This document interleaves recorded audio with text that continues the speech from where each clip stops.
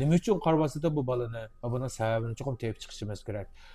Abdumjid aka shu yosh o'smirlarda kechilikda sovuq terlaydigan, kechilikda qor bosib jo'ylaydigan mushu ahvollarni qanday davolaymiz? Mush to'g'riliq bir so'zlab bersangiz. Bo'ladi ukam, bu yosh o'smirlardagi bunda kechsa, ayda muzday talab ketadigan bolalar, ham hatto qor bosib jo'ylab o'rniq bo'lib ketadigan ahvollar ba'zi uchrab qoladi.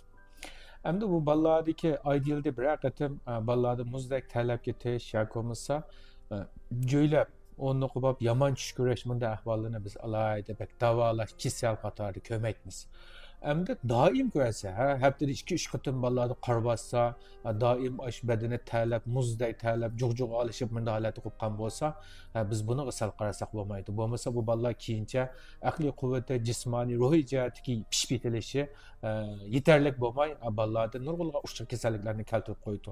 Endi shu bolalardagi asan shunday qor bosayotgan, shunday ahvollar qarta biz oilada bo'lsa, bolalarga badam mag'izi, xurmo, qizil uzum, guzqan qatorliq uzuqlar bilan ko'proq uzuqlandirsak, uningdan bilak shu kaptaninki, kaptaninki qinini shu bolalarning dumbisiga oqtirib, mishadi uvlab qilib bersakmi, bolalarga shunda kalsiy kamlikdan kelib chiqqan, shu psixik jihatdagi shu qor bosayotgan ahvollarga tamamen yaxshi manfaat qildi.